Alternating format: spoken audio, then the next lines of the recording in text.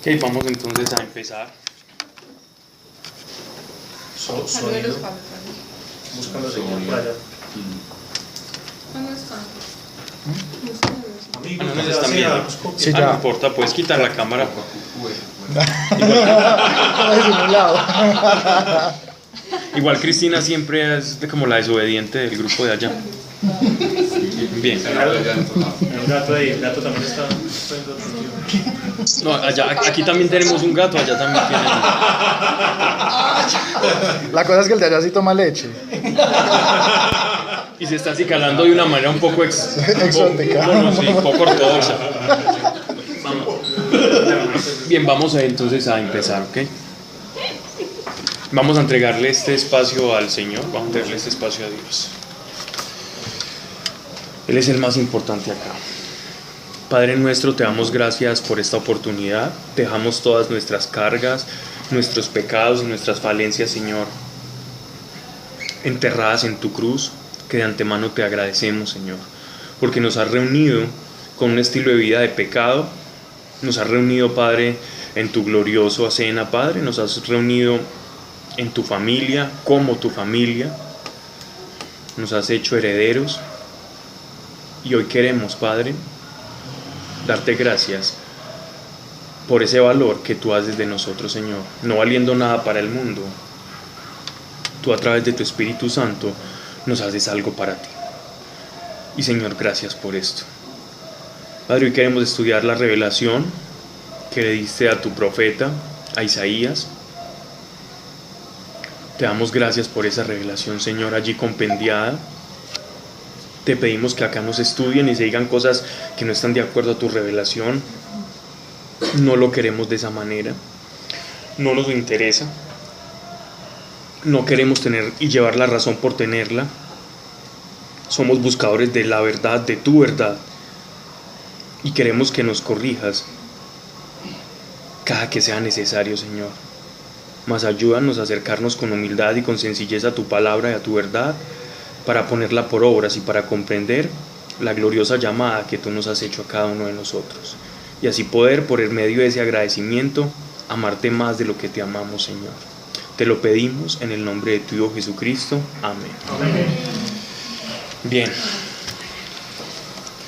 Bueno, empecemos. Ya Cristina nos está dejando. Bien, vamos a empezar. Isaías, el libro del profeta Isaías son 66 capítulos y tiene como varias curiosidades, ¿cierto? Y es que hay muchos detractores, digámoslo así, del libro de Isaías dentro de la teología convencional, y estudiosos, eruditos o personas de ciencia, antropólogos, personas que estudian las escrituras desde fuera. Y se le hacen varias críticas, digámoslo así, con cierto fundamento al libro de Isaías. Como por ejemplo, del capítulo 1 de Isaías al capítulo 39, Isaías viene como en un estilo de narración que cambia en cierto sentido del capítulo 40 hasta el 60. Entonces ese cambio digamos, a veces de estilo literario, de ciertos detalles, ha llevado a hablar que el libro de Isaías solamente lo escribió Isaías como tal, del capítulo 1 hasta el capítulo 39, y que en adelante lo terminaron de escribir algunos de sus discípulos o de su escuela de profetas o escribas posteriores que eran discípulos de Isaías. Y a este tipo de Isaías, dependiendo de qué capítulo a qué capítulo, se puede hablar de. Eso lo digo para cuando ustedes estén leyendo algún texto o algún comentario bíblico o se acerquen a otra cosa que sea extrabíblica y de pronto ustedes lean pues que el autor está diciendo, entonces el Deutero Isaías dice tal cosa. Se entiende como el proto Isaías, proto en griego significa primero, o sea, el primer Isaías del capítulo 1 al capítulo 39. Se entiende para algunos, no para todos, para algunos teólogos, el Deutero Isaías del capítulo 40 hasta el 60, y los últimos 6 capítulos se llama el Trito Isaías, ¿cierto? Como un tercer Isaías que no es ni el segundo ni es el primero. Eso eso lo dicen algunos, estoy hablando de algunos detractores, por si ustedes están leyendo en un libro que alguien está hablando y es que en Deutero Isaías tal cosa, ya van a saber que esta persona no cree que Isaías escribió todos, digámoslo así, todos los 66 capítulos. Eso es como para que ustedes puedan identificar un autor. Por ciertos detallitos uno puede identificar autores que a veces parecen muy prometedores o muy buenos en sus escritos y uno dice, wow, qué grado de erudición. Por ejemplo, no me gusta mucho mencionar nombres, pero para poder poner un ejemplo, uno lee un comentario de Hendrickson, por ejemplo, o de otros, o comentarios de otros autores a las escrituras, y uno ve que tienen un grado de erudición muy alto y que en muchas cosas es muy buena, pero en ciertos detalles es peligroso, raya en lo peligroso, y tienen una doctrina que cuando uno se va a estudiar la vida del autor y a qué doctrina, a qué denominación pertenecían, ve uno que ciertos detalles están muy viciados por esa doctrina. Entonces hay que tener mucho cuidado con eso. Lo mismo pasa con ciertos autores que hablan sobre el libro de Isaías, pero argumentos en contra de esa, digámoslo así, tripartita de Isaías es que nuestro Señor, por ejemplo, menciona a Isaías y menciona, por ejemplo, el capítulo 61 y él no dice, es que el segundo Isaías o no fue Isaías, como dijo el profeta Isaías, dice el apóstol Pablo, ¿cierto? Dijo nuestro Señor. Es el libro más mencionado en el Nuevo Testamento, del Nuevo Testamento, el libro más mencionado del Antiguo Testamento en el Nuevo, más que incluso Salmos, que es el segundo. El libro que más se utiliza en el Nuevo Testamento es Isaías. Mateo, Juan, en Hechos de los Apóstoles, miren cuántas veces nosotros nos remitíamos al libro de Isaías todo el tiempo. En las cartas de Gálatas vamos a leer Isaías 43, Isaías 52, Isaías 61, Isaías 63, ¿cierto? Refiriéndose mucho al futuro de Israel. El libro de Isaías, entonces, vemos que es validado por las escrituras del Nuevo Testamento, por los escritores del Nuevo Testamento, durante todas las cartas y los evangelios. Y se refieren a un solo Isaías. Cuando Jesús se refiere a un solo Isaías, ya le está dando plena autoridad a ese libro, ¿ya? Otra cosa, hay unos detractores del libro de Isaías, esto sí lo vemos adelante, pero es simplemente como para seguir en el mismo hilo. Hay una parte en la que él menciona a Ciro con nombre propio. Generalmente las profecías tienen cierto grado de ambigüedad para el primer lector. Uno lee una profecía y uno dice, esto se puede acomodar, o una persona haciendo determinadas cosas se puede acomodar a X o Y profecía. Pero en el caso de la profecía que Isaías nos da del rey Ciro del Persia, cuando Ciro derrota a los babilonios, a Nabucodonosor, ya Isaías lo había profetizado casi con 200 años de antelación, con nombre propio. ¿En qué época fue Isaías? Estamos hablando del 640 antes de Cristo. Entonces, 200 años después, cuando viene Nabucodonosor y llega al cautiverio de Babilonia, el segundo exilio, ya eso estaba profetizado por Isaías. Entonces los detractores dicen que entonces tuvo que ser otro Isaías que llegó mucho tiempo después. Claro, pero es su fundamento es su propia incredulidad. Claro. Porque no pueden creer que hasta con nombre propio. No, eso no puede ser tan certero, no puede ser. Y de hecho Isaías es un libro supremamente certero. Tan importante es el libro de Isaías que, hablando como de acontecimientos históricos, el pueblo de Etiopía, cuando Israel se hace nación, ¿cierto? Cuando ya se crea, cuando se crea el Estado moderno de Israel, los etíopes, que se consideraban una de las tribus perdidas de Israel, apalancándose en una profecía de Isaías de que el pueblo remanente iba a volver a la ciudad santa, iba a volver a Jerusalén, ellos reclamando esa profecía, el gobierno de Israel les envió aviones para recoger a todos esos judíos etíopes que estaban en la dispersión y los llevó a Israel. Hicieron una fiesta impresionante y eso fue una noticia mundial, como el regreso de una de las tribus perdidas de Israel que se habían quedado en Etiopía, de esa diáspora, y eso estaba profetizado por Isaías. El apóstol Pablo, en la carta a los romanos, habla del día en que el remanente va a regresar y va a haber una conversión total. Él está diciendo eso en base a una profecía, con base a una profecía de Isaías, y de Isaías ya muy adelantado. Isaías 43 es el resumen perfecto de la vida de Exactamente. Cristo, por ejemplo. Pablo, ¿y todas las profecías de Isaías son... Hay unas por de la época cumplirse. Ok, sinceramente. Las profecías de Isaías es bien interesante porque Isaías es como un resumen de la historia de la salvación. En Isaías hay arrepentimiento, él empieza predicando arrepentimiento igual que Juan Bautista. Predica un Salvador que es un Mesías y un reino mesiánico. Y por tercero predica un nuevo cielo y una tierra nueva. O sea, tiene arrepentimiento, salvación y apocalipsis y escatología. O sea que es como, por eso es que es un libro supremamente importante dentro del estudio de las Escrituras. Y si uno quiere comprender el Antiguo Testamento y la ley, tiene que pasar por Isaías. Pablo, pero entonces esa gente que dice que uno lee, ya es como en libros, pues aparte de la Biblia. Académicos, son libros académicos. Sí. Ah, ok. Que dicen que hubo otros Isaías distintos. Sí, pero no, hay algunos autores que defienden esa tesis y que están bien, porque igual creen que son compendios, que alguien llegó y compendió a Isaías, pero llegó mucho después. Pero hay otros que lo hacen por su incredulidad. Dicen, eso lo acomodaron después de que vieron lo de Ciro Persia, lo pusieron ahí, lo acomodaron. Otro argumento en contra de esa teoría: cuando se encontraron los famosos papiros en las cuevas de Qumran, donde eran los famosos, una de las cuevas, o de, digámoslo así, como de los lugares de retiro de los esenios, que eran una de las facciones judías de la época contemporánea a Jesús. Esos esenios, resulta que cuando la destrucción de Jerusalén, ellos escondieron todos sus libros y todas sus cosas para que después alguien los desenterrara, o ellos mismos sabían los lugares secretos donde estaban. Pablo, eso fue en una cosa catalina. ¿Ah? En una iglesia que encontraron esos papeles. ¿San Catalina? No. No era ahí. No, eso lo encontraron en una cueva, Ah, bueno. en un lugar que se llama Qumran. En Qumran, un pastorcito, un beduino, un árabe, un pastor, se encontró con una cosa, con un montículo, se tropezó, escarbaron y habían unas ollitas. Y en esas ollitas había papiros. Exactamente, son los famosos rollos del Mar Muerto.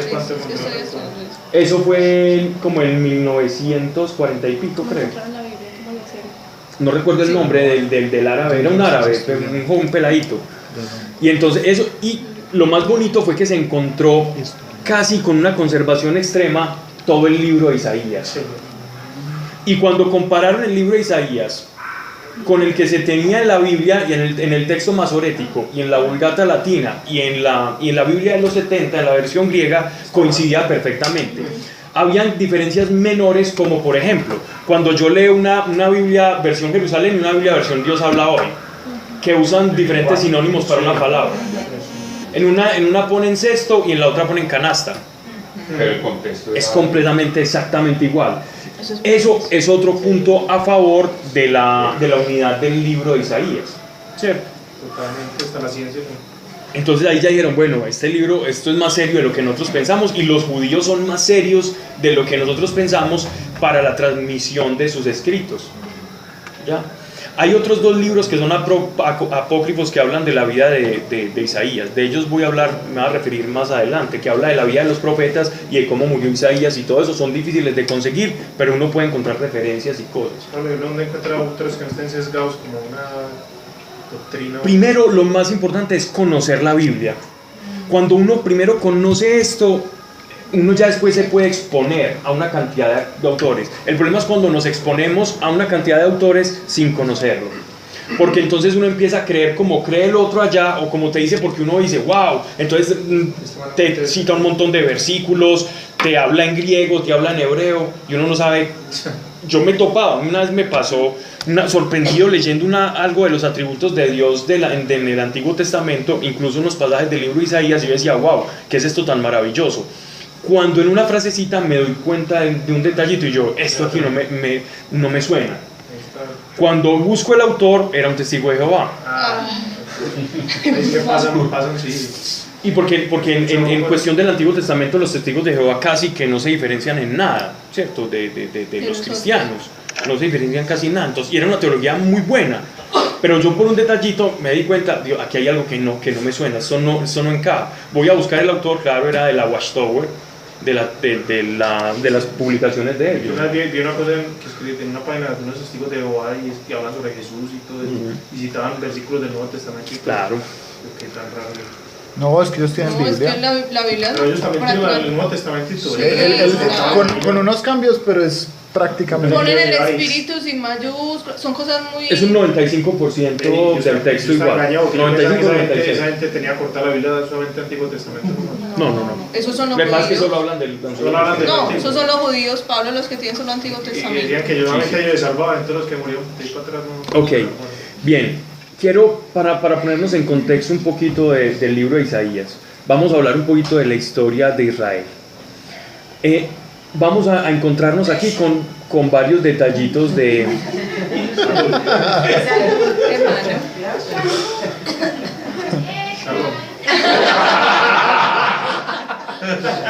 Vamos a encontrarnos con varios detalles en este libro, que a veces cuando uno lo lee a primera se le hace confuso, porque primero el libro no tiene una cronología, digámoslo así, sistemática, como el libro de Hechos de los Apóstoles, que uno puede saber que empezó en un día 1 y terminó en un día 30. Aquí Isaías nos puede estar dando una profecía que va a acontecer mucho después en los primeros capítulos y una que va a acontecer en el contexto inmediato en el que él está arrojando el oráculo o la profecía. Entonces no tiene una cronología sistemática, porque los semitas no son como los griegos, la mente oriental no es como la occidental, que es sistemática, ordenada, que todo lo tiene que empezar desde el 1 y llegar al 5, 1, 2, 3, 4, 5, no, los orientales no piensan de esa manera. Los orientales dan vueltas, los orientales te pueden empezar desde el final y empezar desde el final y terminar en el principio. Entonces, para que no nos extrañemos con eso. Y por otro lado, vamos a ver profecías que se arrojan al pueblo de Israel y al pueblo de Judá. Entonces uno dice, pero ¿por qué parece que le está profetizando a lugares o a sitios diferentes como si no fuera Israel y ya? Entonces, para poder comprender eso, tenemos que ver que en Israel hubo una división. Nosotros terminamos una división del reino de Israel, ¿ya? Entre el sur y el norte. Para comprender esto, remontémonos a cuando estábamos estudiando la vida del rey David. Recordemos a David. Dios le promete a David un heredero que le va a edificar el templo, que es su hijo Salomón. Salomón fue un gran rey, muy sabio, pero llegó a un punto clímax de desarrollo en el que, si bien Dios a través de David generó unidad nacional, es decir, ya ellos, todas las tribus que estaban dispersas y que cada quien iba por su lado, a través del templo y que instauraron Jerusalén como la ciudad santa, hubo unidad nacional, ¿cierto? Esa unidad teocrática, teológica, nacional y militar del pueblo de Israel fue como el principal logro del rey David. Esa unión religiosa y espiritual con base en que uno de los descendientes de la tribu de Judá, recuerden que David viene de la tribu de Judá, iba a reinar para él. Y una de las profecías que habían sobre el rey David era que su reinado no iba a tener fin. El reino de David y de la casa de Judá siempre Dios iba a procurar un heredero al trono.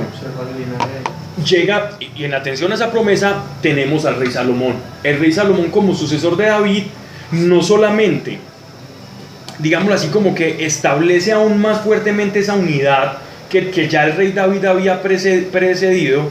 El rey Salomón, lo que hace es una expansión, expande el territorio más que lo que el rey David lo había expandido. Ya el rey David le puso el candado, Salomón lo expande, pero lo expande de una manera que no es muy bien vista por el pueblo, porque comienza poco a poco a incrementar los impuestos digámoslo así, hacia el pueblo, y cada vez más asfixiantes, y hacerse templos, y empiezan las grandes construcciones, el templo de Jerusalén, y en esos ires y venires del rey Salomón comienza a involucrar idolatría en el templo. y ya tenemos la historia de la reina de Saba y todo lo que sabemos pues de la vida de Salomón, que simplemente vamos aquí a caricaturizarla. Salomón entonces recibe visita del profeta y el profeta le dice que el reino, que su reino va a ser entregado, es decir, que él va a perder parte de su reino, pero que 10 partes van a ser desmembradas, refiriéndose a 10 de las tribus de Israel, y se van a quedar solo 2 partes. Solo 2 partes, o sea, 2 de las tribus se van a quedar y la tribu y la tribu del norte. Hágase la vida.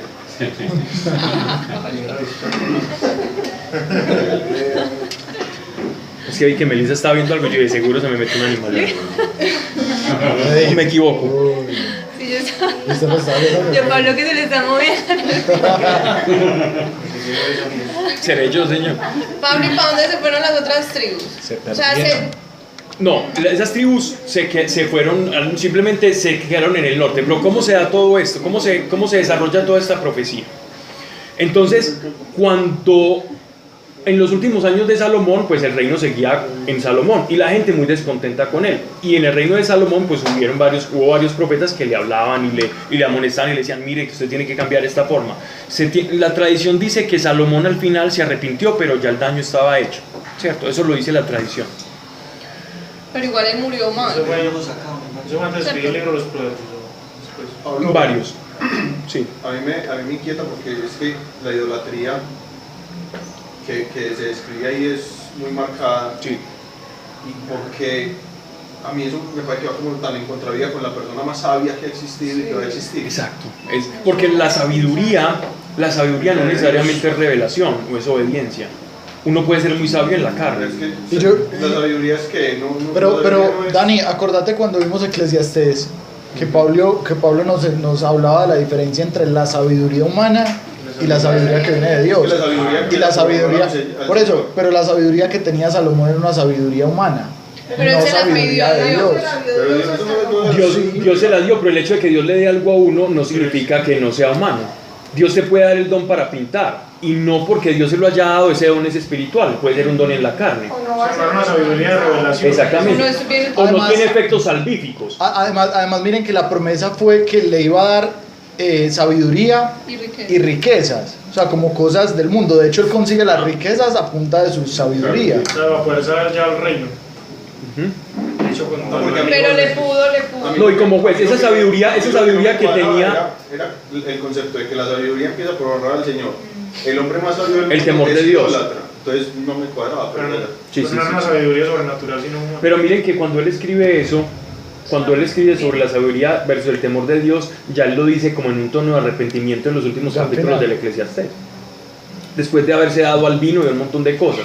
Él tuvo una mente sabia para ser juez.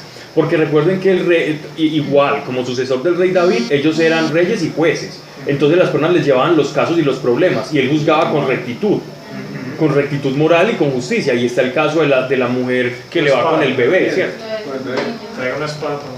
Y entonces la que dijo que no entonces eso es sabiduría. Sí, sí, sí. Pero con esa sabiduría yo no me salvo. Es decir, esa sapiencia, esa sabiduría no me da efectos salvíficos. Claro. Si no, el Dalai Lama ya sería un creyente, ¿no? O las personas, uno escucha pues como todos estos libros de sabiduría oriental y uno dice, wow, pero, o los cuentos del Mullah Nasruddin, de los sufíes y de Rumi y los poemas de toda esa gente por allá de Oriente. Bueno, entonces Salomón tiene un lugarteniente que se llama Jeroboam, ¿cierto? Jeroboam era adepto a la causa de Salomón, pero estaba descontento sobre todo con los impuestos y cómo la gente no quería a Salomón. Te está cobrando tanto y él estaba ahorrando mucho dinero para generar una cantidad de caballerizas. Esa era la obsesión de Salomón. Ya una vez que construyó el templo, tener más caballos que Egipto y que Asiria, porque militarmente era una ventaja muy grande. Y entonces con eso Jeroboam comenzó como una sedición en contra, empezó a pensar en contra, y cuando le nace el hijo a Salomón, el sucesor que se llama Roboam, entonces Jeroboam, sabiendo ya que el hijo iba a ser nombrado rey y que Salomón ya estaba muy viejito y que Salomón le había dado orden para que lo mataran, él busca refugio en Egipto. Entonces Jeroboam se refugia en Egipto. En esos momentos el gobernante de Egipto le da asilo, pasa un tiempo hasta que Salomón muere, y vuelve Jeroboam a presentarse cuando están ungiendo al nuevo rey, que es Roboam. Entonces ahí Jeroboam le dice, yo quiero someterme a su causa.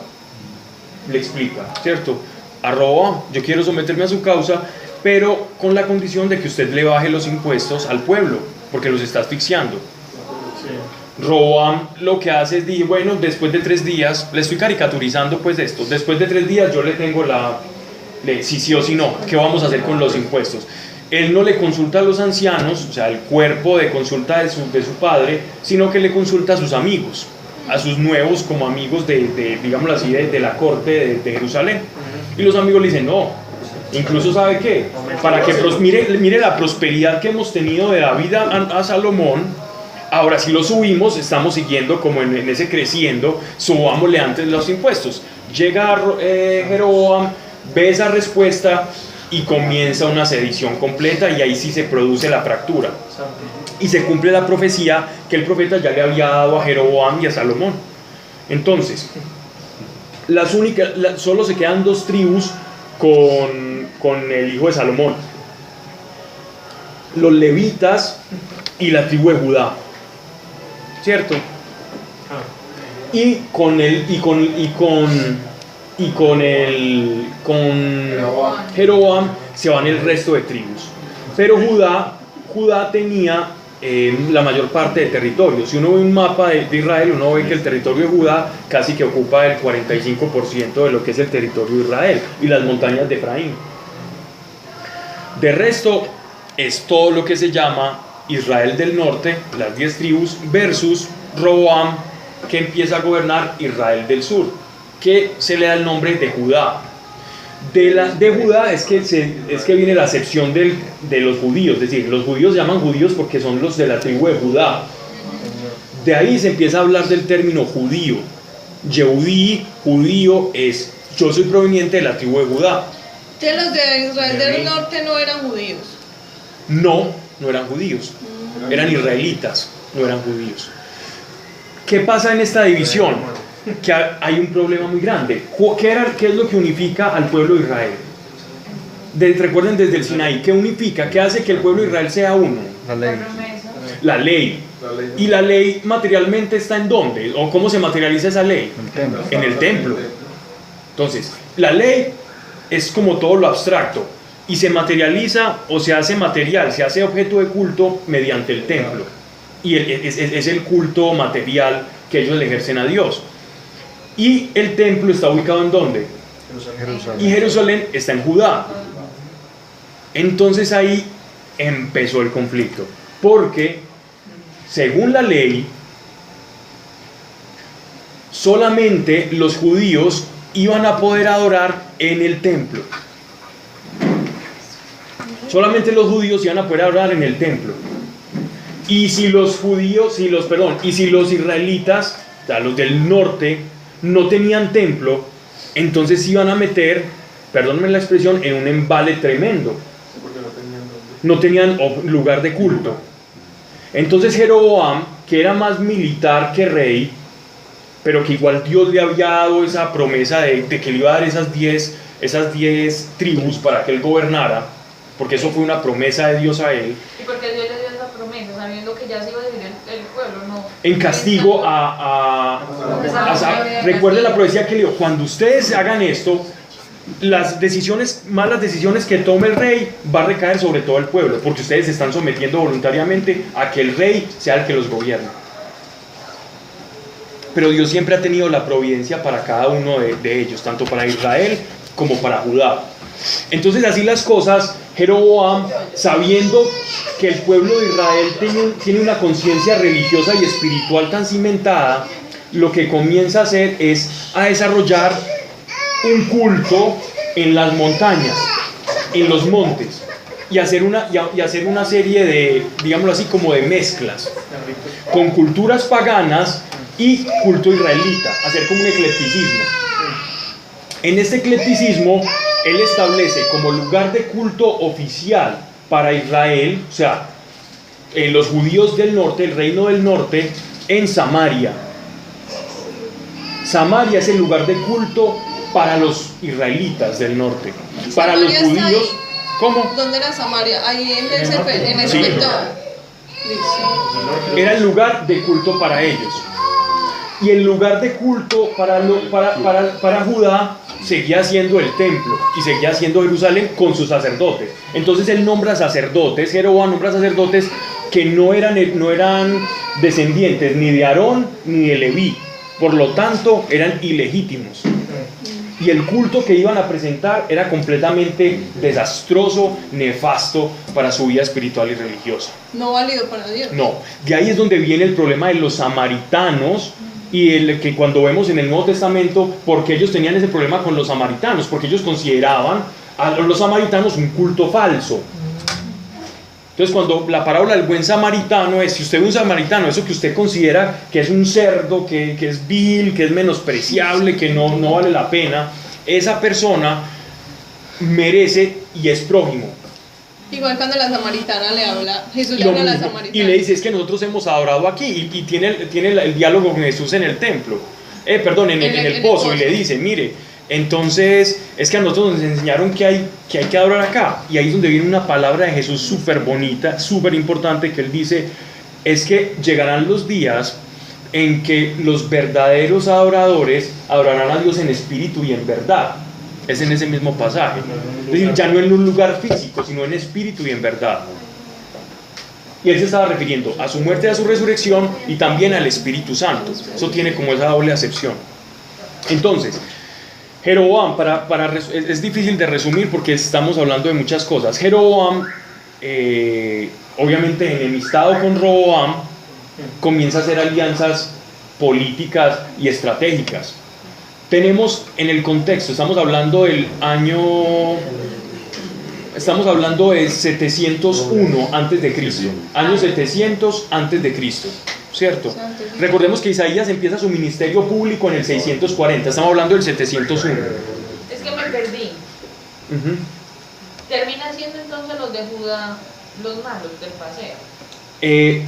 Terminan siendo, sí, los malos en el sentido de los impuestos, de que seguían con esa corriente de Salomón de pagando mucho tributo. Pero seguían siendo por la los parte del judíos. tributo. Sí, pero Porque por la los parte levitas- religiosa no, por la parte religiosa cayó el Cayeron norte. los otros. Solamente porque no tenían dónde adorar, pero ellos tenían buena intención, Pablo no. Pero si Dios les pasó y les dijo que esas 10 tribus iban a quedar juntas, bendiciéndolos porque los otros finalmente le dijeron El que problema no. fue Jeroboam, como líder político y religioso, no había ningún problema en que los israelitas del norte, en los días, hay 3 días, 3 veces en los que los judíos, los israelitas tenían que ir obligatoriamente al templo, solo 3 días al año. De resto podían, con un Claro. sacerdote podían ofrecer y hacer sus... Pudo haber negociado esos 3 días. y No, podían ir, es que ellos tenían tránsito libre. Sí. Ellos no estaban como aquí voy a poner mis fronteras, no. Ellos podían ir al templo porque es que el templo era de todos. El lugar común. El otro man entonces desobedeció y le dijo, Sí, ¿sabe porque qué? tuvo Faltan miedo. las cobijas. Tuvo miedo a que con esa... Tuvo miedo a que con el templo de Jerusalén, la gente visitando al templo, debido a esa identidad religiosa, fuera perdiendo efectividad el norte sobre el sur. Porque es que el templo pesa mucho. No, o sea que era puro poder ahí político, pues. Total. Entonces él O sacrificó. sea, era pelea de 2 reyes. Sacrificó Sí. el poder de Israel, que es la unidad de Israel, que está fundamentada en el templo, en el Dios que los visita y que hace morada en ellos, y que hizo morada y que los sacó de Egipto. Prevaleció el temor a hacer lo que Dios les había dicho por hacer su propio reinado. Entonces aquí es donde viene lo que voy a explicar. Entonces él se alía con Damasco, con Siria. No confundamos el reino de los asirios o el imperio asirio con Siria o con los sirios, son cosas muy diferentes. Sí. Los sirios y Asiria son cosas diferentes. Sirios, para no confundirnos con esas dos palabras, voy a hablar de Siria como Damasco, que es su capital. Entonces voy a hablar como Damasco, ¿ya? Y Asiria como el imperio asirio, ¿ya? Entonces, tenemos, es que todo esto hay que explicarlo porque si no, no entendemos las profecías de Isaías. Ah, Pablo, pero entonces, ¿quiénes eran los sirios? ¿O no los vamos a explicar? Sirios, todavía? Damasco, unas personas al noreste de Jerusalén, de Israel. Y así le queda turco. Pablo, No, Y son asirio. turquianos, ¿y era otra ciudad simplemente? Sí, era un pequeño reino independiente con un reyesuelo. Era un reinadito independiente. Era una vida chiquita, pues. Y Asiria sí era un imperio grande. Les voy a explicar cómo estaba gobernada la región en el 701 a.C. ¿Traigo mapa o qué? Un mapa. No. Sí, sí, Chiquito, si quieren para la el próxima. librito. Pues que es muy pequeño. Entonces, tenemos, no hay necesidad, tenemos dos grandes imperios en el 701 a.C. Por un lado, el afamado y por siempre imperio egipcio, que tenían la hegemonía de toda África del Norte, ¿cierto? Influencia sobre Canaán y comercio con el Mediterráneo, etcétera, etcétera, a través de los filisteos, que eran como una intersección ahí. Por otro lado, tenemos al imperio asirio hacia el noreste, ¿cierto? África, Egipto, y casi en el extremo oriente tenemos al imperio asirio, imperio supremamente bélico, con una ley supremamente estricta, donde el rey era la autocracia completa, tenía el poder absoluto, y militarmente eran supremamente hábiles. La capital de Asiria es Nínive. Recuerden que Jonás, el profeta Jonás, al que lo traga la ballena, él no quería ir a Nínive precisamente porque sabía que los asirios, él como líder, les iba a hablar de Dios allá, a Sargón II, que era el rey. Le voy a decirles que se están portando mal, que Dios los va a castigar, y yo soy de Israel. Entonces, y yo sé como que es un pueblo guerrero y muy peligroso. Entonces ese era el miedo de Jonás. Y también Jonás tenía otro miedo, otro temor, y era que si él decía, Dios ya me profetizó, y ya lo había profetizado por Isaías, que con Nínive él iba a castigar al pueblo de Israel, que él los iba a abandonar y que la espada de Dios representada en Nínive iba a caer sobre Israel. Entonces él decía, si yo les predico y ellos se convierten, entonces se cumple la profecía, pero si no se convierten, Dios los destruye y no se cumple. Entonces él tenía esa disyuntiva. Y eso es como la cosa de Jonás, pero bueno, no hablemos de Jonás. El caso es que esa era la Nínive a la cual él iba a predicar. Entonces miren que estamos viendo que Israel queda como una especie de reino tapón entre África y Extremo Oriente. Entonces, como imperio tapón, cuando estaban peleando el imperio egipcio y los asirios, ellos quedaban como, tenemos que escoger y tomar un bando, porque entre estos dos quedamos como el jamón del sándwich y aquí se nos acaba todo. Y en ese estado de cosas también estaban los sirios, o sea, Damasco. Damasco también era un imperio libre, Israel era un imperio libre, Judá era un imperio libre, y también los amonitas eran un imperio pequeñito y libre. Es decir, que cuando digo libre, ¿qué quiere decir? Que no eran imperios o pueblos vasallos, no tributaban a otras naciones. Cuando una nación conquistaba a otra, entonces que le decía, mire señor, como yo soy más poderoso que usted, entonces usted a partir de ahora, cada mes yo nombro ciertos heraldos y me van a dar cuentas de los ingresos de toda la nación y nos vamos a llevar todo lo que nosotros queramos de ustedes. Nos van a pagar impuestos, siendo naciones extranjeras. Caso que le ocurrió pues en el Imperio Romano, en la época de Jesús, ellos le tributaban al Imperio Romano, eran un pueblo vasallo, pero bajo el gobierno, sí, bajo el gobierno de David y de Salomón, nunca Israel fue vasallo. Israel era un pueblo libre, pero con la división, con esa fragmentación, entonces ahí van a empezar los problemas, porque esas divisiones generan mucha debilidad. Entonces ocurre lo siguiente, los sirios comienzan una avanzada hacia Canaán. Pablo, yo tengo una inquietud. De estos pueblos, los pueblos como que tenían más... Hay dos imperios. Los imperios asirios y egipcios. Los asirios y los egipcios. Sí. ¿Cuál de los dos era más? En ese momento los asirios. Los asirios que los egipcios. Sí. todos creían que los egipcios eran más fuertes, pero históricamente sabemos que los asirios eran más fuertes. Lo que pasa es que los egipcios todavía comían de mucha historia. Es como en el fútbol que hay equipos que tienen mucha historia y que se siguen considerando fuertes, pero que su presente no es bueno. Igualmente así era Egipto. Su habilidad en la guerra, su habilidad estratégica, era más poder. De la Por decirlo, pues vale la... Pero era los egipcios todavía gozaban de cierta fama y de cierto poderío, pero los asirios eran temibles. Recuerden que después del imperio asirio llega el imperio babilonio, y después del babilonio llega el imperio persa, y después de los persas los griegos, después de los griegos los romanos. Y hasta allá somos nosotros. Bien. Y todo eso lo profetiza entre Isaías y Daniel, toda esa sucesión de imperios.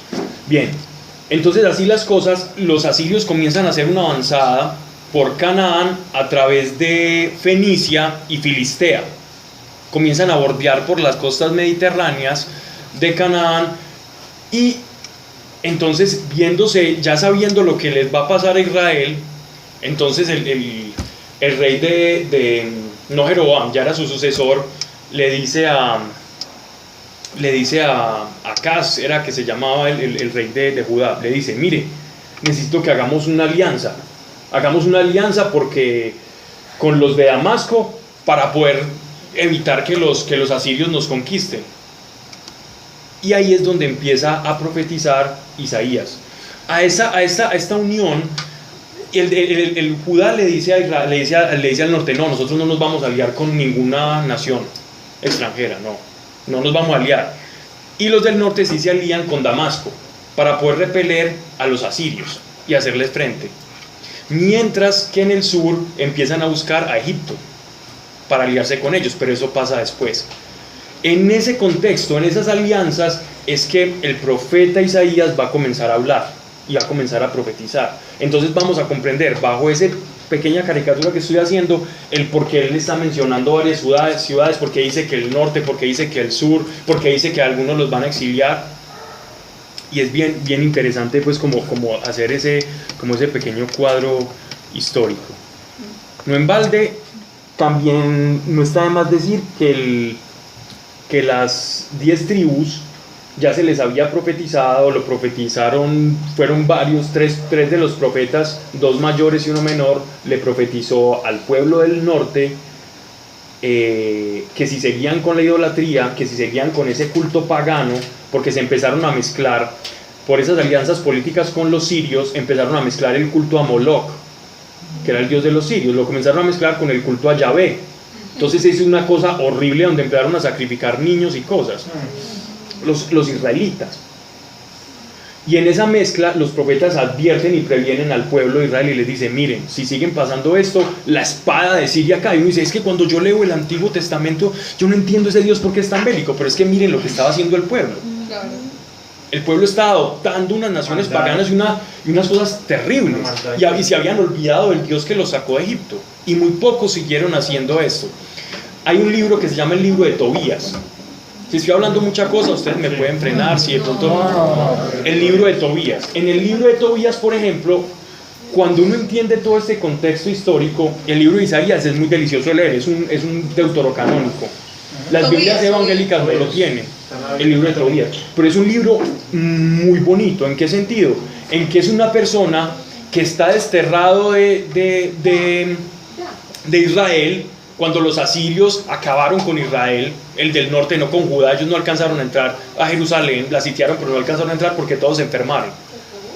Pero antes de entrar a Jerusalén, ellos sitiaron a todo Israel del norte. Y ese Israel del norte, habían personas que conservaban la fe y que iban al templo, y que no iban al templo de Moloch, sino que se iban al templo. Y el papá de Tobías, Tobí, iba a ese templo, iba al templo de Jerusalén, al templo de Salomón, y allá adoraba a Dios. Y ahí es donde Dios se le aparece a Nínive a través del ángel, y el ángel le dice que él veía las oraciones de él, y que no se preocupe, que él tiene un remanente de personas que lo ha adorado y que han guardado su fe. O sea, dentro de esos del norte, habían unos poquitos que seguían hablando. Que se llama un remanente. Pero no iban al templo igual. Sí. Sí podían ir, es que ellos tenían entrada libre al templo. Listo. Pablo, ¿y Judí también era de allá? de los judíos que están en los libros católicos.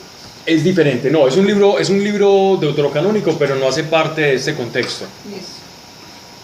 Bien, está en el destierro, ¿cierto? Y la reina Esther, ya esa parte es en Babilonia, cuando ella está en Babilonia, ¿cierto? Bueno, entonces, Que Dios la utiliza y es un libro muy hermoso.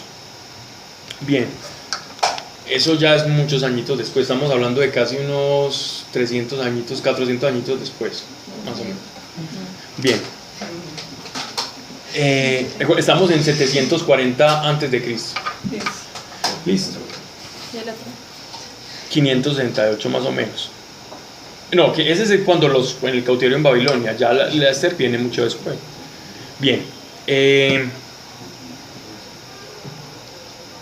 Estamos entonces en esa división, digámoslo así, como religiosa, genera que tanto en Judá como en Israel, Dios suscita profetas que solo le profetizan a Israel o a Judá. Dios levanta profetas tanto en el norte como en el sur. Entonces hay algunos profetas como Isaías que solo profetizó en el sur, pero por ejemplo el profeta Elías profetizó para el norte. Todas las aventuras del profeta Elías ocurrieron en el norte. Pues él obviamente, él también baja y hace muchas cosas, pero él profetizaba era a Jezabel, recuerden ustedes, a rey Ahab, que le profetizaba porque ellos ya estaban, todo su culto estaba pervertido. ¿Cuáles de los famosos entonces son de los del norte? Son muchos. No, pero no solo profetas, sino como de personajes de la historia bíblica. No, es que es una lista de muchos reyes, son 9 dinastías. Pero de casi reyes. todos los importantes finalmente son los de Judá. No. En cuanto a los profetas, son de la misma importancia. Lo que pasa es que a Isaías sí se le ha considerado como el príncipe de los profetas. Uno pensará que Elías, pero el problema de Elías es que Elías no fue un profeta escritor. Él no dejó sus No, revelaciones. en cambio Isaías era un profeta con un grado de erudición muy alto. Entonces Isaías escribía todo. Ahora ya vamos a hablar de Isaías. Entonces Isaías llega acá. Una preguntita antes de empezar. Cuando en el Evangelio se le aparece pues digamos en la transfiguración, aparece un profeta y aparece Moisés, ¿por qué es Elías y no Isaías? Es que digo que se le consigue. Elías se considera dentro de, digámoslo, como dentro del Talmud y dentro del Antiguo Testamento, se le considera como un profeta que dejó como un halo de misterio. Y el halo de misterio es por su arrebatamiento. ¿Ya? Entonces eso lo marcó a él como el que había de venir. Entonces todos estaban esperando como que Elías había de venir. Es por ese grado de expectación. Pero por otro lado, digámoslo así, más como en el contexto teológico, se le considera a Isaías como el príncipe de los profetas, es por su cantidad de escritos, y por la elegancia y por la manera en que escribía. Más por el contenido que por esa preeminencia que ha tenido Elías, por esa manera en que fue raptado. Entonces es más bien como lo ven los teólogos, a como lo ven los judíos, que lo ven diferente. Pues lo cual no quiere decir que no tenga importancia, ¿cierto? Bien. Isaías, lo que sabemos de Isaías es que él pertenecía a la familia real, a la familia de Judá. Él era descendiente de la tribu de Judá y era cortesano. Es decir, él pertenecía a la corte. Él era primo del rey. Y Dios lo levanta como profeta. Entonces él fue criado en cuna de oro. Y al ser criado en cuna de oro, pues entonces tenía la capacidad de escribir, de estudiar. Los que escribían en ese tiempo era una cosa, ni el 1% de la población. Solo era un grupo selecto los que podían leer y escribir. Y ahí estaba Isaías. Aparte de todo, era poeta. Si uno ve los oráculos de Isaías, tienen un grado de poesía muy alto y de rima incluso. Son muy hermosos y tienen la literatura más preciosa que uno puede encontrar en el Antiguo Testamento. Si uno se va a poner a estudiar las figuras que utiliza él para la narración, es de una perfección literaria impresionante y una construcción, las del profeta Isaías. Y por eso es que es tan valioso y porque no se reservó nada. Nada de Isaías se quedó perdido. Todas las visiones él las escribía. Visiones y revelaciones las compendiaba. Entonces tenemos un hombre de mucho, digámoslo así, como de mucha erudición, muy educado, que pertenece a la corte y que debido a sus profecías sabemos que tenía un acercamiento hacia el rey. Él tenía un acceso al rey inmediato, constante. Entonces por eso tenemos todas sus profecías y por eso se han guardado. ¿Ya? Bien. Después de... en medio de esta pelea, les voy a contar pues algo del futuro antes de las profecías para que entendamos cuando la estemos leyendo. Los asirios terminan derrotando la coalición de los de Damasco con los de Israel. Estamos hablando del norte. Los asirios terminan acabando con esa coalición. Digo que los de Damasco, los del norte querían... Se unieron para hacerle resistencia. Y los gobernaron, ¿cierto? Los avasallaron. Pero con Israel fue mucho más grave porque comenzaron a poner regentes asirios en las ciudades de refugio y a dañar todos los templos que habían. Si había algo de Dios de recuerdo en Israel del norte, los asirios pusieron todos sus templos y todas sus idolatrías. Incluso se habla en crónicas de que comenzaron a ejercer la prostitución sagrada también los hombres, no solo las mujeres sino también los hombres. Una cosa que era generalmente solo la hacían, la prostitución sagrada solo la podían ejercer las mujeres, aquí ya la empezaron a ejercer los hombres también. No le pagaban, pero era una cosa como para poder, eran personas que se prostituían y vivían en el templo para poder subsidiar el templo. Entonces a eso se le llamaba prostitución sagrada. Y se tatuaban el templo,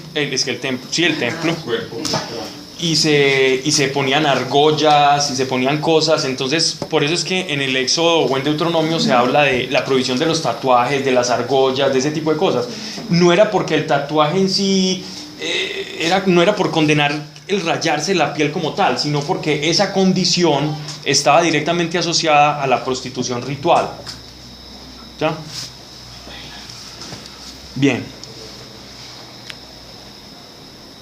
Después, cuando los asirios entran a Israel del norte, hacen una deportación y comienzan a llevarse todos esos israelitas a vivir en Asiria y a trabajar allá. ¿Como esclavos o qué?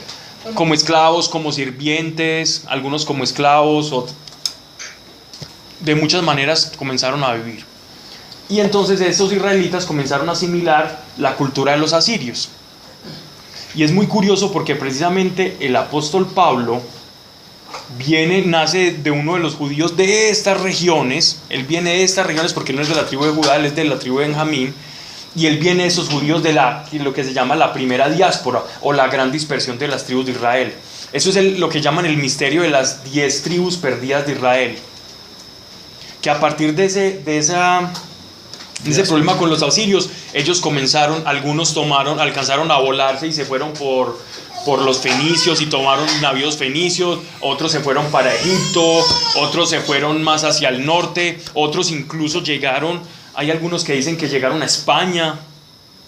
En esta gran dispersión, el pueblo de Israel todo se fue. Y es precisamente a través de todos estos judíos que se dispersaron por causa de los asirios que la iglesia comienza a desarrollarse en los primeros siglos, porque ahí se les predicaba a esos judíos o a estos israelitas, y cuando se les predicaba ellos se convertían, se iban formando las primeras iglesias. O sea que esta diáspora tuvo también como otro propósito oculto, ¿ya? Dios utilizaba todo para bien. La diáspora era... Dispersión. Diáspora es lo mismo que decir dispersión. Cuando se dispersaron todos los judíos, unos se quedaron en Asiria y asimilaron la cultura y el idioma y todo, y otros terminaron ya por irse a otras partes del mundo y seguir ejerciendo su fe judía, ya un poco mezclada, ya llena de eclecticismo y eso. Y en el caso de los samaritanos se quedaron otro tipo de personas, pero ya eso sí mezclaron demasiado su fe con Moloch, con los cultos a Astarte y a Moloch. Y en estos cultos es que ya Jesús se los encuentra y por eso los odiaban tanto, porque no conservaban la religión pura y no adoraban en el templo, sino que tenían templitos y sacerdotes falsos que no eran de la casta y el linaje levítico ni de Aarón. Ahora sí, Isaías capítulo 1, versículo 1.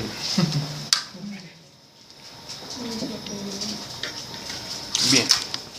Si alguien tiene algo que decir o preguntar, porque intenté resumir cosas que es difícil de compendiar, me dicen, ¿alguien tiene alguna duda, algo que para que aclaremos? Algo, ok. Bien.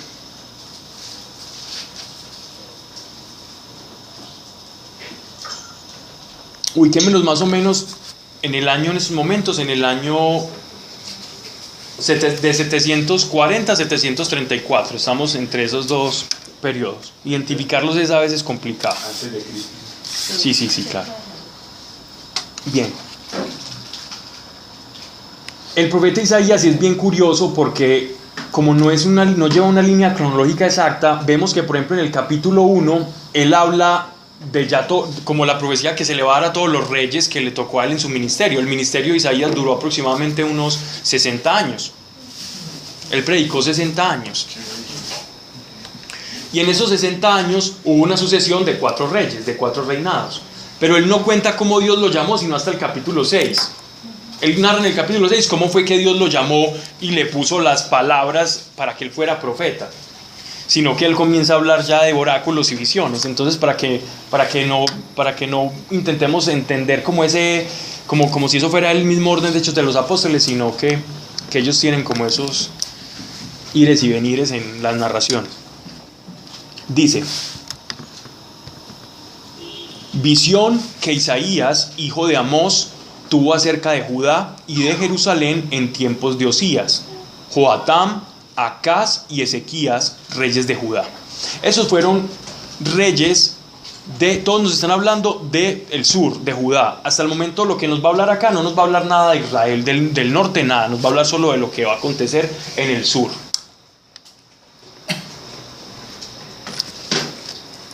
Miren algo bien interesante acá, y es que, por ejemplo, cuando uno lee todos los reyes, toda la sucesión de reyes de Israel del norte, uno nota que ellos interrumpieron el linaje continuamente. Eso se quitaban unos la dinastía, el hermano peleaba por el puesto, y habían de diferentes tribus, fueron reyes. Mientras que en Judá, todos fueron de la misma familia, del mismo linaje. Todos los reyes de Judá fueron del mismo linaje, hasta Jesucristo, hasta José, hasta María, hasta Jesús. Porque por el linaje de María y de José se llega al rey David.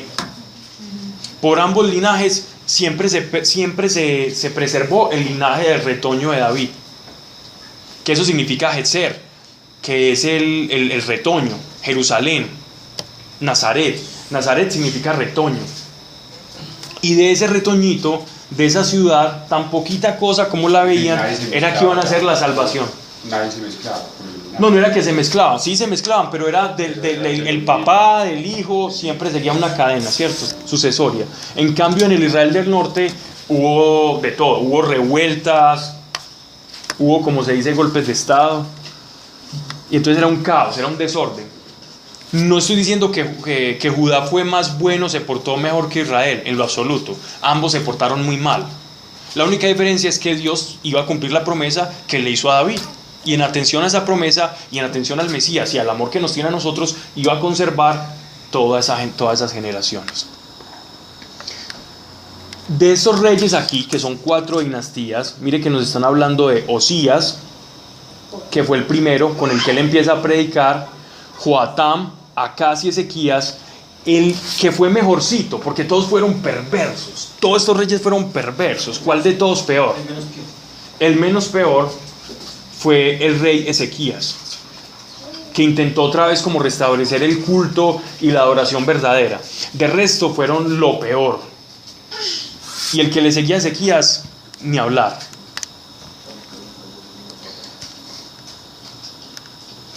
Vale, pero entonces en cada generación siempre había alguien de Dios. Siempre Dios suscitaba a un profeta para advertir, para exhortar, para edificar.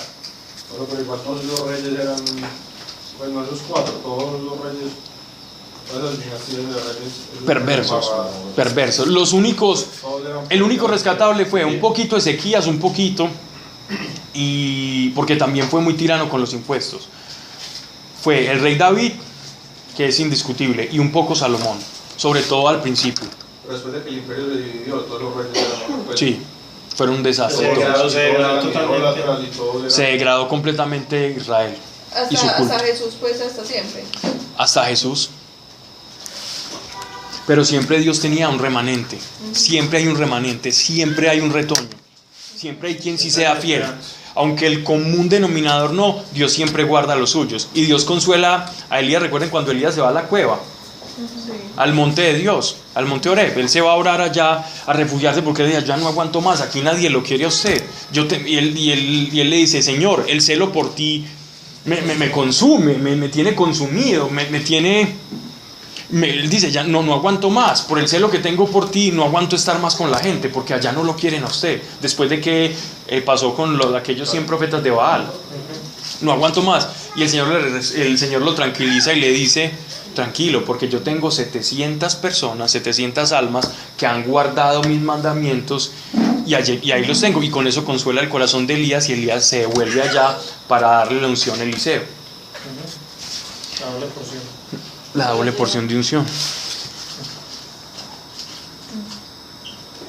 Dice: oíd cielos, apresta el oído, tierra que habla Yahvé. Yo he criado hijos y los he engrandecido, pero ellos se han rebelado contra mí. Conoce el buey a su dueño y el asno el pesebre de su amo. Pero Israel no entiende, mi pueblo no entiende. Mi pueblo no tiene conocimiento. Esto es como llamaríamos en literatura o en redacción un apóstrofe, ¿cierto? Es como una figura en la cual yo utilizo como ciertas cosas o elementos u objetos para hablar de un dolor o algo que yo tengo, ¿no? Y hacerme parte de ese dolor. Y eso es lo que él está hablando. Ustedes están prostituidos, ustedes son tercos, ustedes se les olvidó de dónde vienen, quién es su progenitor, quién los sacó. Les está diciendo en pocas palabras: pueblo malagradecido y duro de corazón. Verso 4: oh gente pecadora, pueblo cargado de iniquidad, raza malvada, hijos desnaturalizados, se han apartado de Dios, han renegado del Santo de Israel, le han vuelto la espalda. ¿A qué castigaros todavía si aún os vais a rebelar? Toda la cabeza está enferma, el corazón todo lánguido. Desde la planta de los pies hasta la cabeza no hay en él nada sano. Heridas, hinchazones, llagas pútridas, ni curadas ni vendadas, ni suavizadas con aceite. Vuestra tierra está devastada, vuestras ciudades pasto de las llamas. A vuestros ojos los extranjeros devoran vuestra tierra, asolada como en la destrucción de Sodoma. Ha quedado Sión como cabaña en un viñedo, como choza en un melonar, como ciudad sitiada. Si Yahvé no nos hubiera dejado un resto, seríamos como Sodoma, nos asemejaríamos a Gomorra. Miren qué amonestación y qué comparación tan fuerte que está usando nuestro Señor. Está comparando a su pueblo, a Judá, con Sodoma y Gomorra.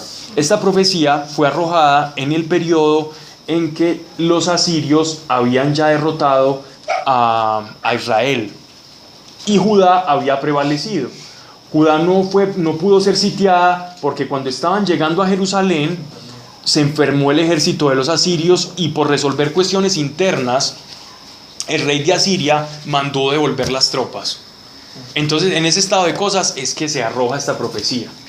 Pablo, yo tengo una duda. ¿Sí? Pues Isaías iba por la calle hablando eso, o él estaba En la corte. Ah. Él lo decía en la corte. Eso lo sabemos, que él lo decía en la corte.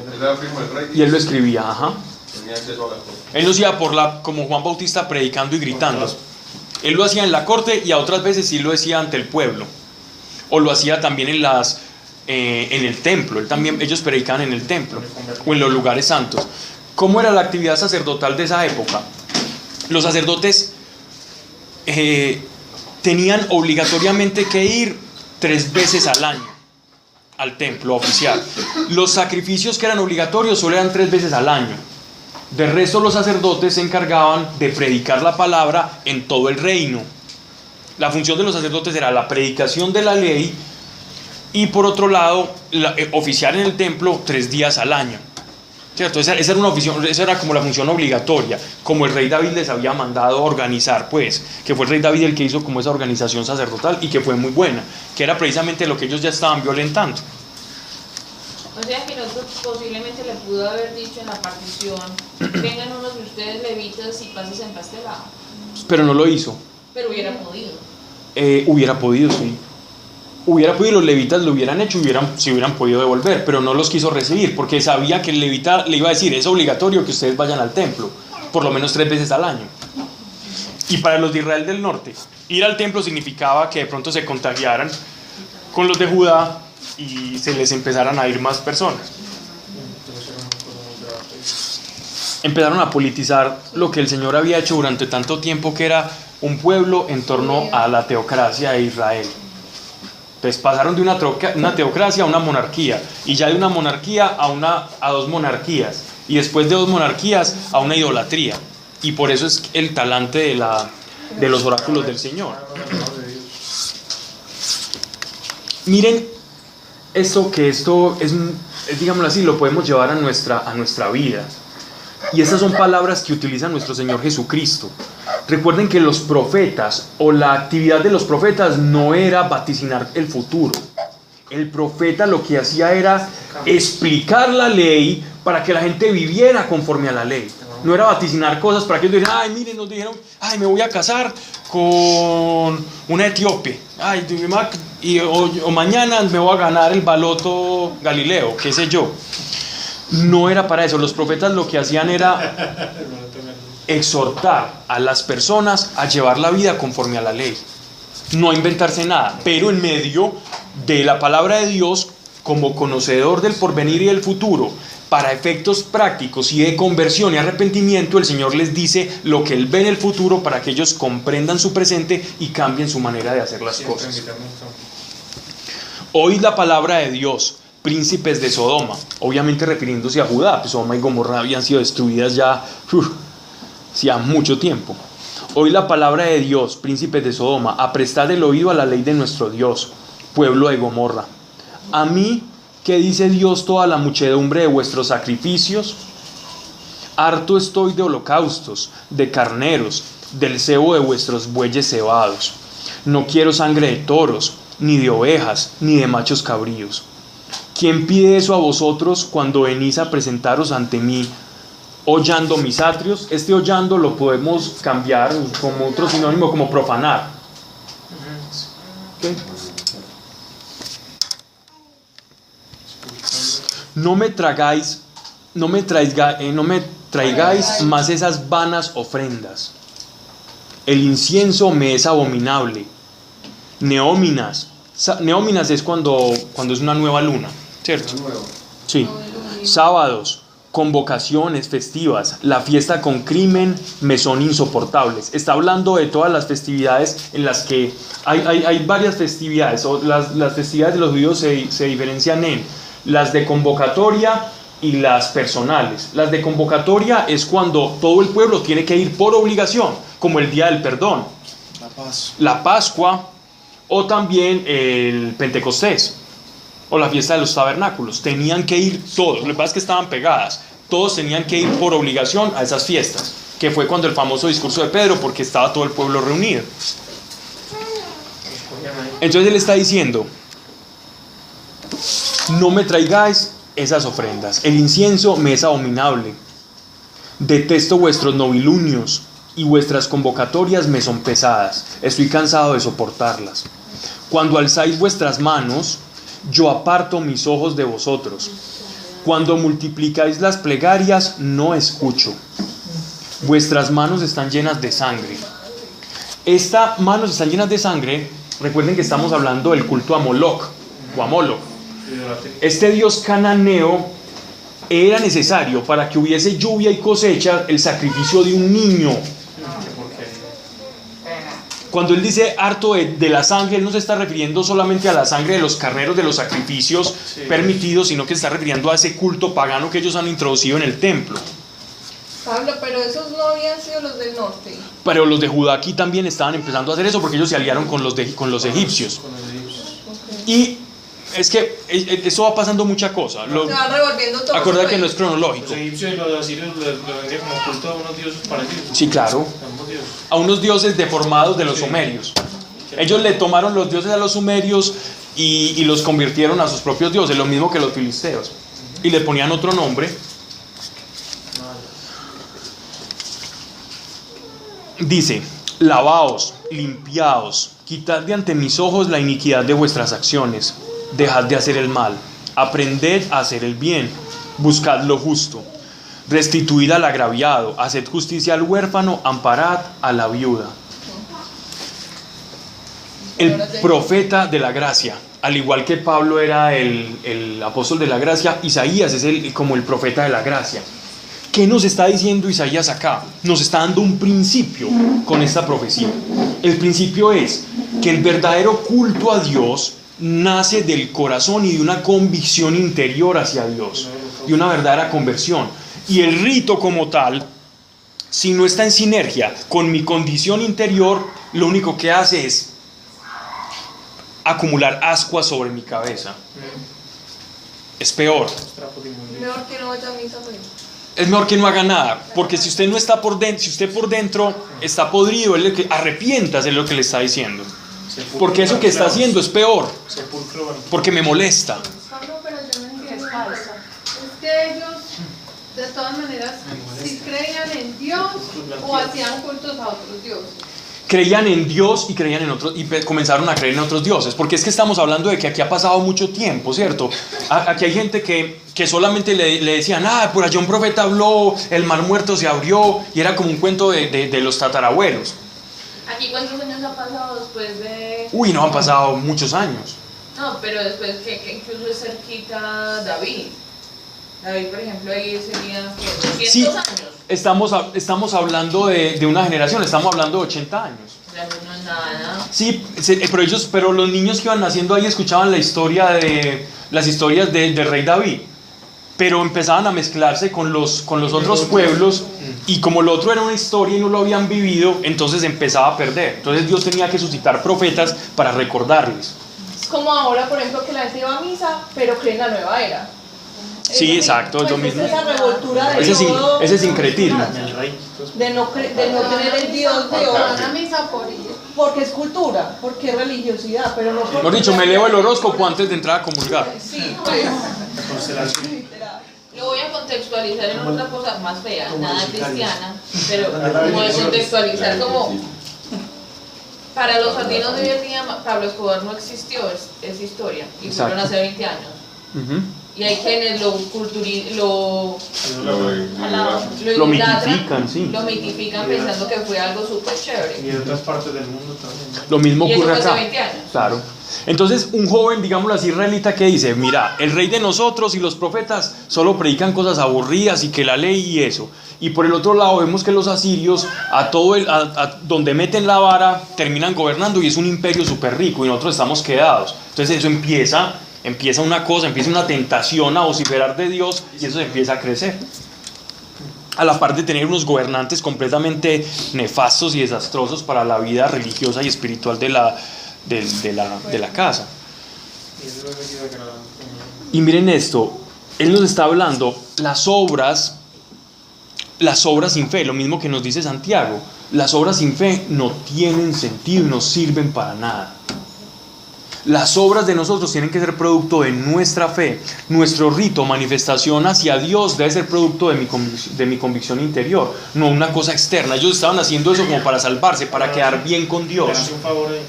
Yo hago eso para quedar bien con Dios. Y Dios está diciendo: no, es que el problema no es la carne ni la sangre. Los judíos no interpretaban, y gracias que Isaías les enseña, porque el propósito de ellos era enseñar la ley. Él les muestra el camino. Miren, Dios no les está pidiendo sacrificios porque los necesita. Dios no necesita los sacrificios. Dios está haciendo que a través de los sacrificios les está enviando a ustedes un mensaje para que ustedes guarden a través de todas las generaciones, para que ustedes expliquen lo que es el pecado y la mancha del pecado. No es porque yo necesite la sangre y los cebos, o porque yo me deleite en ese incienso que ustedes me hacen. Dios es espíritu. Él lo dice en los capítulos después. Yo no necesito eso, a mí eso no me deslumbra. Yo digo: ay, tan lindos como están sacrificando animales. Yo necesito su obediencia, yo necesito su corazón. Yo necesito que ustedes de verdad se conecten conmigo. Eso es lo que O sea, Dios les se está puede diciendo. decir que los carneros y los sacrificios en ese tiempo eran como una herramienta de Dios, Sí, claro. para la fe de ellos. Claro, para perpetuar a través, porque ellos no tenían lenguaje escrito, y no solamente para eso, también para prefigurar el sacrificio del Por eso, cordero. para fortalecer la que fe tenía que en morir ese que había venido. Era una Biblia en acción, era palabra en acción. Que tomó una vida inocente. Sí, el rito es la revelación en acción, pero esa revelación en acción en sí misma no me salva, ni me sirve para nada, si yo no tengo convicción en esa revelación. Y yo por esa convicción es que tengo que vivir esa revelación. Si yo la vivo simplemente como un acto mecánico o exterior, lo siento, pero no me sirve de nada. Es que yo fui a todas las primeras misas de los primeros viernes de cada mes durante toda mi vida. Sí, pero desatendía a la viuda, pero no restituía al que agravié, pero nunca me arrepentí. Y es más, le estoy diciendo a Dios jactándome, mire, es que yo hice esto, entonces merezco esto. O aún se dice todo eso, pero no lo dice con la intención correcta del corazón también. Es una obra muerta. La obra sin fe no sirve para nada. Las obras y la fe van ligadas. Dice que trapos de inmundicia se hace. Entonces alguien podrá decir, es que entonces las obras no sirven para nada. Sí, sí sirven, pero cuando son vinculadas a la fe. De lo contrario, son como trapos de inmundicia. Ajá. Las obras y la fe no pueden ir separadas. No existe fe sin obras y no existe obra sin fe. O si son muertas, Pero no son muertos. no son salvíficas. Pablo, pero entonces cuando uno al principio está castigando la carne, pues o sea, que uno hace las cosas y uno dice, haga como si, ¿sí me entiendes? Sí, sí, sí. Pero la intención del corazón de agradarle a Dios, De querer hacerlo. así sea difícil. Pero aquí estamos hablando de las obras de la ley, ¿cierto? O las obras tipo como el rito, ¿no? No todo lo que uno haga por ser mejor o Sí, por exacto. Le seguir. lleva un cambio. Sí, La intención, pero es la intención de agradarle a Dios. sí, claro. Al principio siempre va a ser Sí. conocerse. Y al final hay muchas veces. O si no, terminamos dando la charla del retiro acá otra vez. La entrada del- Verso 18. Venid, entendámonos, dice Dios. Ah, venga, padre. Quiero ver en otra traducción qué palabra utiliza. Estamos a cuenta. Estemos a cuenta. Miren la escritura de Isaías tan bonita, es decir, la manera en que él narra. Dios se revela a través del corazón del profeta como es el profeta, ¿cierto? Dios no habla, en todos los profetas habla de la misma manera. Isaías era así y Dios hablaba así a través de él, ¿cierto? Usaba todo lo que había en él purificado y hablaba a través de él, pero purificado, con el espíritu purificado. Venid y entendámonos, dice Dios. Aunque vuestros pecados fueran como la grana, Como la escarlata. granate, piedra roja. Aunque tus pecados fueran como la grana. La tuya también dice grana. O cambio, lo podemos cambiar granate. Dice escarlata. O escarlata o carmesí. Quedarán blancos como la nieve. Aunque fuesen rojos como la púrpura, vendrían a ser como la lana. Si vosotros queréis, si sois dóciles, comeréis los bienes de la tierra. Si no queréis y os rebeláis, seréis devorados por la espada, lo dice la boca de Dios. ¿Para qué es el culto? Nos está diciendo. Venga, entendámonos, mire. El problema no es el rito exterior, el problema es su corazón. Entrégueme su corazón. Y la muestra de un corazón entregado a Dios, de un corazón que se rinde a Dios, es la obediencia. Cuando uno se rinde a nuestro Señor, la obediencia nace. La obediencia es el producto, es el nacimiento de la muerte interior. La obediencia es como el bebé que nace de esa unión con el Señor. Una persona obediente a Dios. A veces duele el parto. Esto es una gran promesa. Miren, ¿qué está diciendo? Yo puedo perdonar sus pecados. Y está utilizando objetos para comparar. Me quedan 3 minutos para terminar. Para comparar con las cosas que ellos podían hacer. El rojo, equivalente a la sangre, ¿cierto? Lo puedo volver. Ese delito de sangre que ustedes tienen, yo lo puedo volver blanco. Yo no me voy a acordar de eso.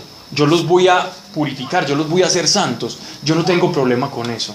Pero sí tengo problema con su libertad. Porque yo no lo puedo hacer si ustedes no se entregan.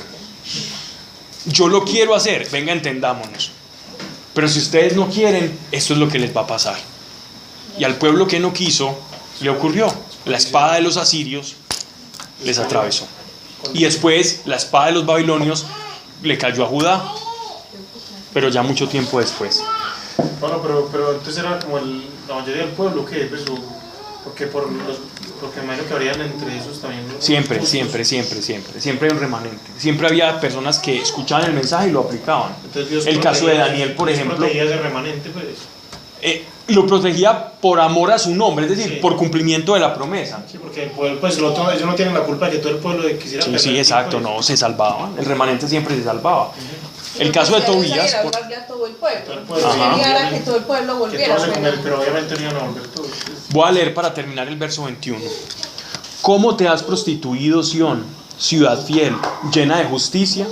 Están hablando ya de la ciudad santa, ¿cierto? Del montículo santo contiguo al templo. Antes moraba en ella la equidad y ahora los asesinos. Tu plata se ha tornado escoria, tu vino generoso se ha aguado. Tus príncipes son prevaricadores y compañeros de bandidos. Todos aman el soborno y van tras los presentes. No hacen justicia al huérfano y la causa de la viuda no tiene acceso a ellos. La corrupción interna.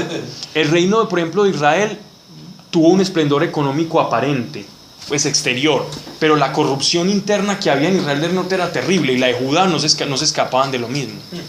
Comprando, después nos habla en Crónicas como un rey compra una tierra, supuestamente la va a comprar y después le dice que la va a comprar y no la compra, sino que va y manda a matar al dueño para quedarse con ella. Cualquier parecido. Claro que es la causa de la vida. La causa de la vida es atender a las viudas, a las mujeres que se quedan sin marido, que eran los más desprotegidos en la época, junto con los niños. Las viudas eran una población muy vulnerable que se quedaban pidiendo limosna prácticamente, o se dedicaban a la prostitución. Entonces tenían dos alternativas. ¿La mujer no laboraba en esa época? No laboraban.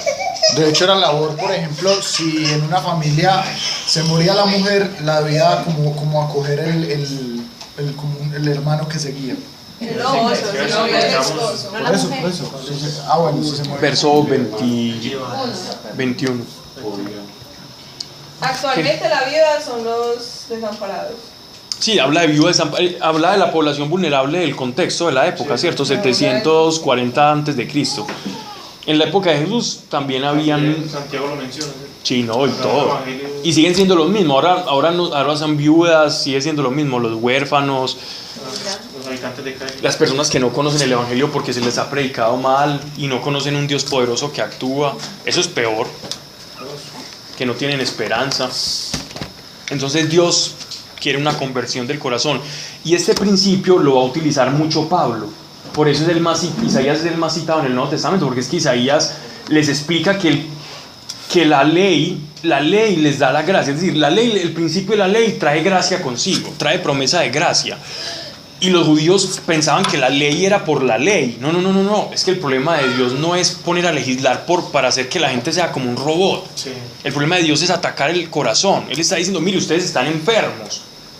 Y entonces yo tengo que extirpar. Si hay un cáncer que se está haciendo metástasis y se está cubriendo todo el cuerpo, tengo que cercenar, tengo que cortar, tengo que diseccionar, tengo que separar todo lo que esté estorbando. Cuando está podrido, corte. Desdiagnostica. Y vemos a Dios como un Dios malo simplemente porque está salvando a la humanidad, y a los profetas los comenzaban, a Elías, a todos los que profetizaban algo que no le gustaba al rey, a cortarles cabeza En el Espíritu Santo. y a matarlos. Cuenta una leyenda urbana, un apócrifo judío, que se llama Historia de los Profetas, que el profeta Isaías murió cortado así del torso por la mitad, con una sierra. ¿Cierto? Pero eso es un libro apócrifo, entonces simplemente lo digo como dato exótico, pero no. Por eso ya cerré el computador. Y algunos judíos, pues, digámoslo así, están como involucrados con esa tesis. Vamos a orar. Señor, gracias te damos por tu palabra, por tu revelación. Gracias por tu amor. Padre, no nos permitas llevar una fascinación o un culto exterior, hablar de ti solo de labios hacia afuera, pero nuestro corazón cada vez alejándose más, Señor, en rebelión, sin pasar tiempo contigo, sin buscar esa conexión, sin querer escuchar tu voz todos los días. No permitas que experiencias pasadas o confusión o cualquier cosa, Señor, que haya entorpecido nuestro caminar contigo, nuestra relación, nuestra intimidad, aquí los que estamos presentes, Padre. No permitas que eso haga mella en nuestra relación. Mas te pido, en el nombre de Cristo Jesús, que a través de tu Espíritu Santo, Señor, nos llenes de hambre, sed y temor de ti, para que te busquemos, para que te anhelemos, te podamos amar de todo corazón y no nos apartemos de tu revelación y de tus caminos, Señor, que es verdadera vida, Padre. En el nombre de Cristo Jesús. Amén. Bien. Pablo, de parte de la clase de Biblia de Medellín y Río Negro.